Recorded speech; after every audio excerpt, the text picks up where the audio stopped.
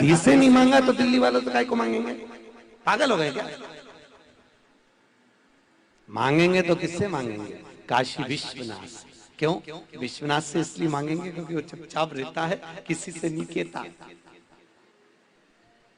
और उसी से लेना चाहिए जो चुपचाप दे दे और किसी से नहीं कहे, है? और नहीं तो मालूम पड़े एक व्यक्ति अपनी ससुराल जा रहा था तो सामने से एक मित्र मिल गया, उसने कहा कहाँ जा रहा है? मेरी ससुराल जा रहा हूँ। तू कहाँ जा रहा है? मैं बस ऐसे ही, आज तो छुट्टी है ना तो ऐसे। अरे कहाँ फालतू का घूमने जा रहा है? चल मेरे साथ मेरी ससुराल चल।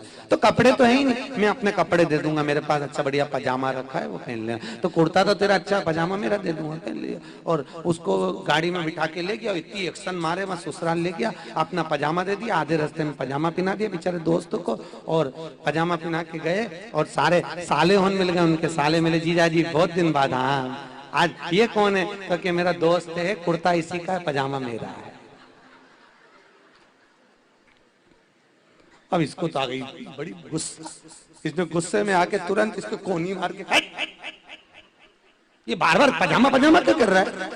आप बोलेगा तो मैं चले जाऊंगा, सीरियस तरीके से बोलना मत, बिल्कुल सोचना, ये बताना जरूरी है कि पजामा तेरा। अरे भाई वो तो क्योंकि ओवर हो रहा था, थोड़ा सा एक्शन बता रहा था कि मेरा मेरा मेरा करने वाला अहंकारी था। तब अब रुके तो रुके, हम नहीं बोलूंगा प्लीज, अब तो रुक जाए, ठीक है। अब वो अपने चाची सास के यहाँ मिलने के लिए गए तो माँ बोले क्यों जमाई साहब बहुत दिन बाद आए? ये कौन है? तो क्या हमारे दोस्त हैं। अच्छा, रास्ते में जा रहे थे, हमने कहा चलो।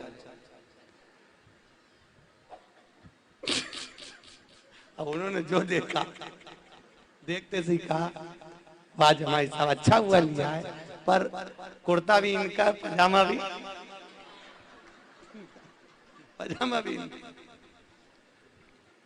इतने में उसने फिर कोनी मार के कहा ये पागल हो गया, जब तक तो पजामे का जिक्र कर, पजामा बताना जरूरी है क्या कि पजामा इनका?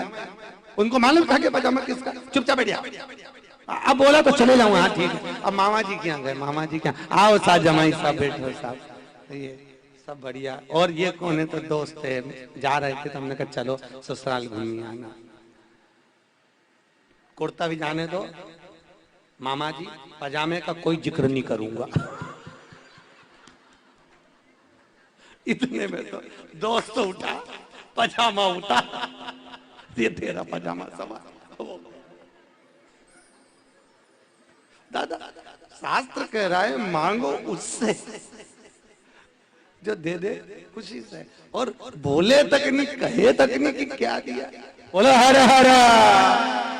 अब मालूम पड़े मांग लिया 50 जगह, कहता फिरा इसने मेरा सामान ले रखा है, इसने मेरा सामान ले रखा है, तो कहाँ मतलब लेने से?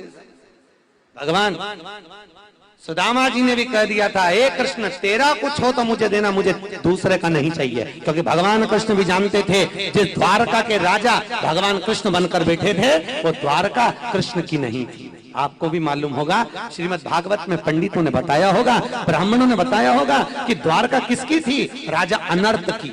क्योंकि अनर्त के पिता ने श्राप दिया था, अनर्त तू अगर पृथ्वी पर रहेगा तो जलकर भस्म हो जाएगा। राजा अनर्त समुद्र में कूद गया, कूद कर उसमें तप करने लगा। भगवान विष्णु प्रकट हो गए, अनर्त मांगो तुम्हें क्या चाहिए? राजा अनर्त कहते हैं मेरे पिताजी ने श्राप दिया है, मैं पृथ्वी पर रहूंगा तो जल जाऊंगा, प्रभु कृपा करिए।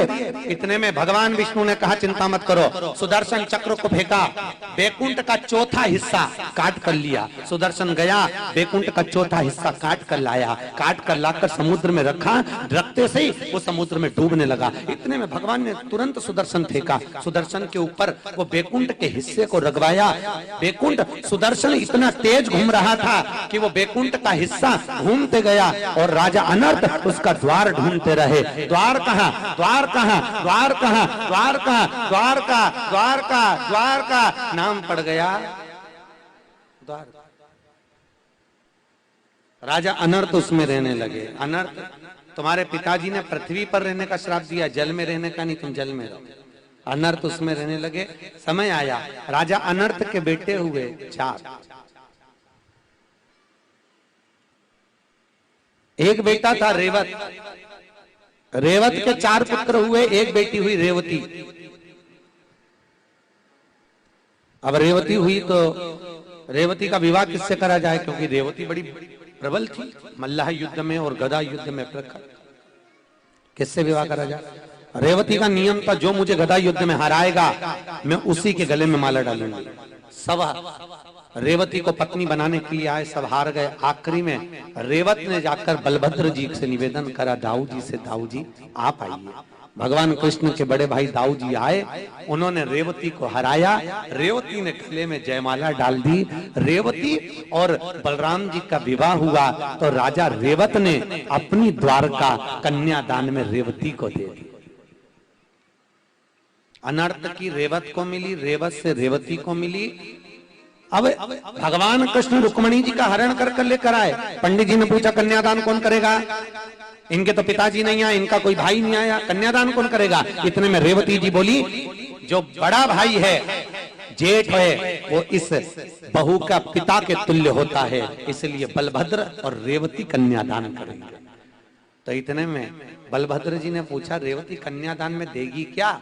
रेवती ने कहा, जो मेरे पिताजी ने द्वारका मुझे दी थी वो द्वारका में रुक्मणी के कन्यादान में दे दूंगी। और वो रेवती की द्वारका रुक्मणी के कन्यादान में दी। इसीलिए तो सुदामा जी ने कहा, तेरा है क्या?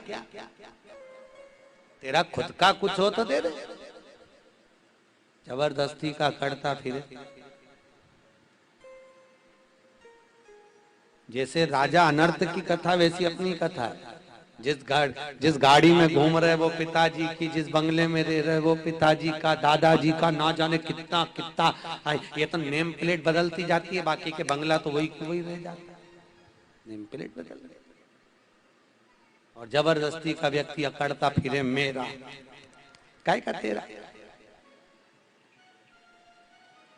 जब तक शिव है शरीर में तब तक शरीर है। जिस दिन शिव निकल गया उस दिन केवल शव रह गया। क्या रह जाएगा? शव। शिव गया तो शव बन गया। शिव के जाने के बाद शव बना है। इसलिए शिव है तो सब काम चल। वो कहते हैं ना, प्रभु आपकी कृपा से सब काम हो रहा। करते हो भोले बाबा मेरा नाम करने वाला। महाराज देवराज नाम का ब्राह्मण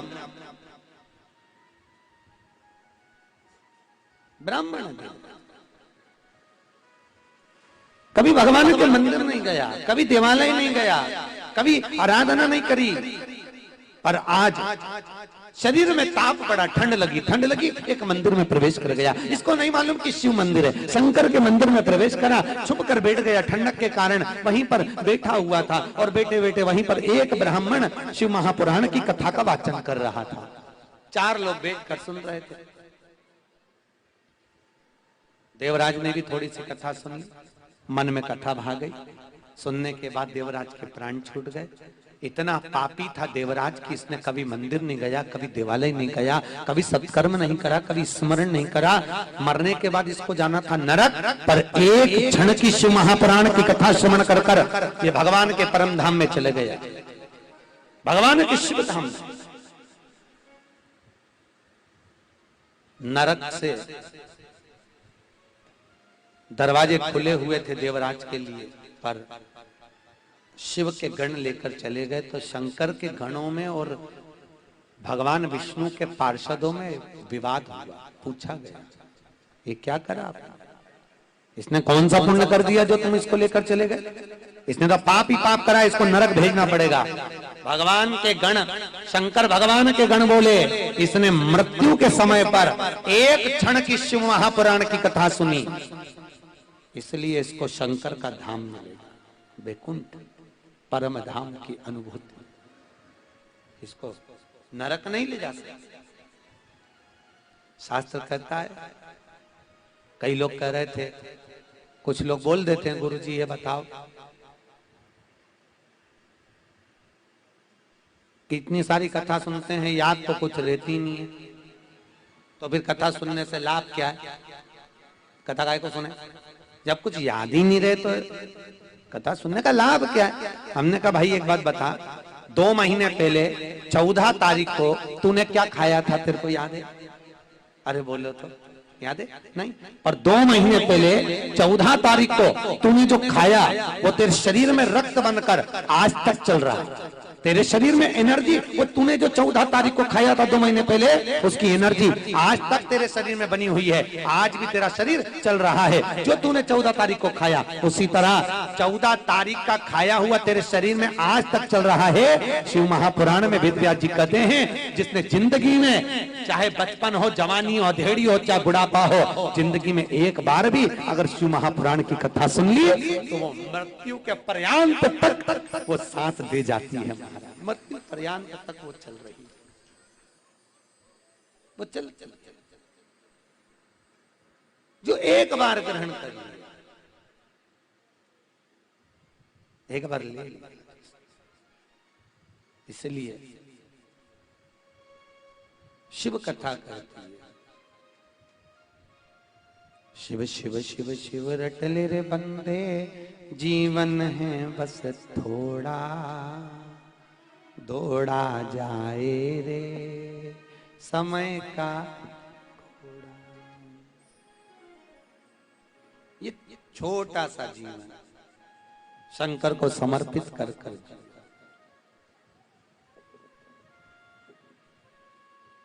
शिव को समर्पण हो।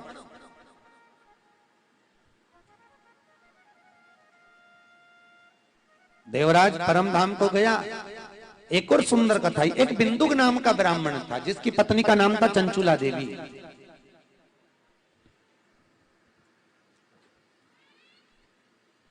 बिंदुक धन लेकर आता, पत्नी को देता। ये लोग भी लाते होंगे तो किसको देते होंगे?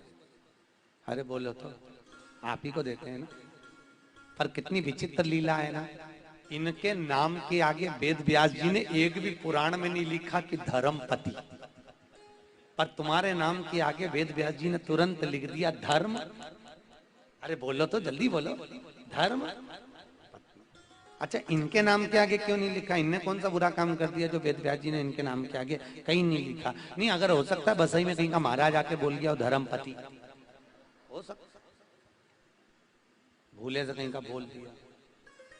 इनके नाम के आगे कहीं वेद व्यास जी ने किसी पुराण में, किसी शास्त्र में कहीं नहीं लिखा धर्मपति का संबोधन, पर आपका संबोधन धर्म पत्नी से लिखा है। क्यों लिखा? क्योंकि वेद व्यास जी को मालूम था अगर परिवार को चलाना है, घर को संभालना है, बच्चों को बड़ा करना है, पत्नी परिवार को संभालने के लिए दुकान पर बैठेगा, सर्विस में जाएगा, नौकरी में जाएगा, तो झूठ बोलना पड़ेगा, कपट करना पड़ेगा, छल करना पड़ेगा, बेईमानी करना पड़ेगा, प्रपंच करना पड़ेगा, सब कुछ करना पड़ेगा। इसलिए इनके नाम के आगे धर्म नहीं लिखा, पर कहा ये छल भी करेगा, बेईमानी भी करेगा, कपट भी करेगा, चोरी भी करेगा, निंदा भी करेगा, सब कुछ करेगा अपने परिवार को चलाने के लिए, पर ये कमाई कर कर लाकर किसको देगा?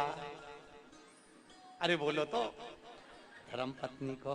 तो तुम्हारे नाम के आगे धर्म इसलिए लिखा कि ये तो अधर्म करेगा पर कमाई करके तो तुमको देगा, तुम उस कमाई में से थोड़ा सा निकालना और पति की कमाई का निकालकर थोड़ा सा शिव महापुराण में लगा देना, तो पति को भी बेकुंठ ले जाना और खुद भी चले जाना। पर माताओं ने उसकी कमाई का निकाला तो सही, पर सब लगाई एक बार डेंटिंग पेंटिंग में, सब डेंटिंग पेंटिंग। अच्छा, कभी कभी मेरे को बहुत आश्चर्य होता है, आपको भी होता होगा जरा। मेरे को एक बात समझ में आज तक नहीं आई, माताएं पार्लर जाती है 3 घंटे